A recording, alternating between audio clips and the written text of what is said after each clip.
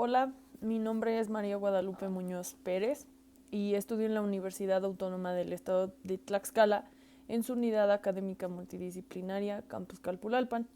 Y esta ocasión vamos a hablar sobre dos temas muy importantes o dos hechos históricos importantes. Pero no sin antes me gustaría iniciar con una frase que dice que feliz el pueblo cuya historia se lee con aburrimiento.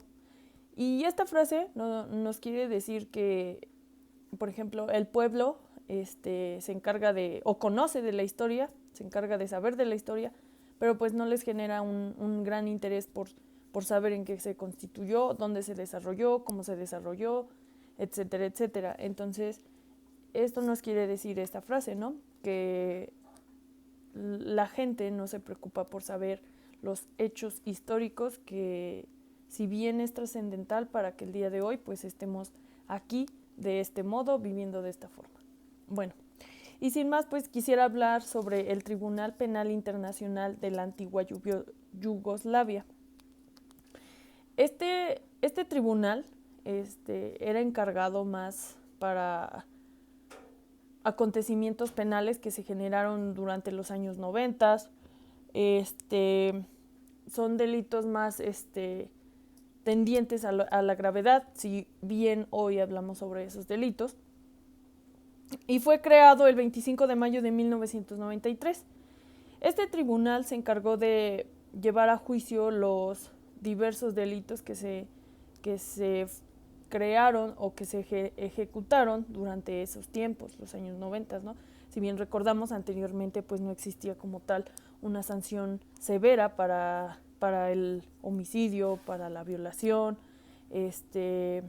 la desacreditación de ciertos derechos humanos que eran vulnerados anteriormente en Europa, en Alemania, Rusia, cuando vivíamos en esos tiempos donde específicamente pues se vulneraba, ¿no? Si bien tenemos un claro ejemplo con Hitler, bueno, saliéndonos un poco de contexto, él fue un gran personaje que ha marcado diferentes hechos históricos y que si bien hoy estamos aquí, pues él forma parte de la historia, ¿no? Entonces, pues todos estos delitos son consagrados a eso, ¿no? A llevar un juicio. Y esto tiene un final el 31 de diciembre del 2001, que es donde culmina su función, pero deja esto es importante, deja como una parte de ella abierta para poder seguir ejerciendo en sus labores, ¿no? O sea, por ejemplo, si bien cerró los casos, cerró los diferentes delitos que existían, pues deja una parte abierta, ¿no? Para continuar investigando, trascendiendo en cuanto a esos delitos. Y bueno, pues esa es como que la explicación de este Tribunal Penal Internacional para la antigua Yugoslavia, que es un tribunal con diversas historias, pero no menos importante el Tribunal Penal Internacional para Ruanda, con abreviaciones el TPIR. Y pues tenemos que fue creado en abril, bueno, fue entre abril y julio de 1994. Tenemos que ya iba un poquito más específico. Hablamos de que se encuentra Ruanda en el continente africano, si no me equivoco. Y fue creada para tratar con delitos de vulneración internacional humanitaria, ¿no? De acuerdo a la explicación, había delitos que se vulneraban, como anteriormente mencionaba, pues hacer omiso a los derechos humanos, derechos fundamentales que uno como persona goza desde su nacimiento. Entonces, hacer omisión a todos esos delitos pues era castigado, ¿no? Y si bien es hasta esas fechas que resulta ser relevante y que por lo tanto pues llevan a cabo un juicio y llevan a ser castigados todos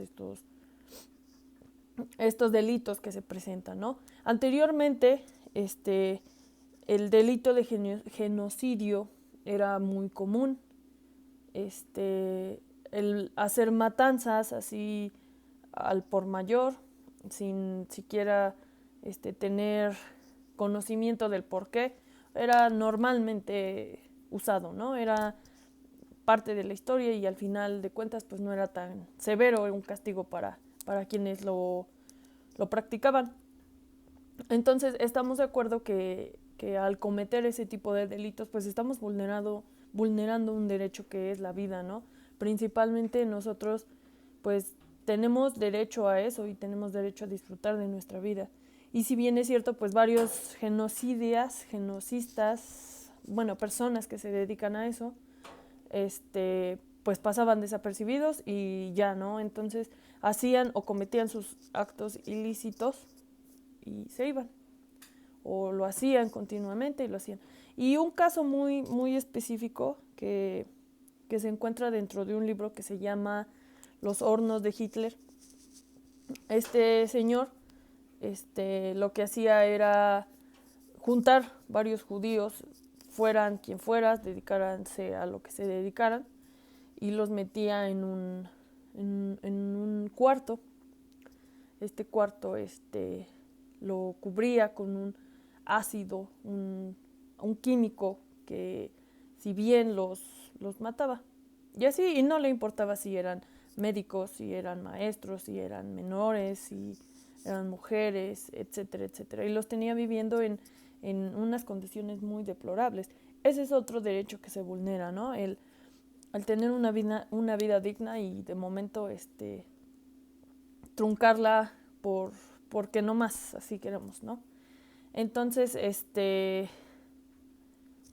muy importante señalar que si bien África hoy en día vive en, en una serie de complicaciones jurídicas, porque si bien es cierto, no en su totalidad se les respetan sus derechos, es un país, un continente, una extensión de población muy carecente de justicia aún.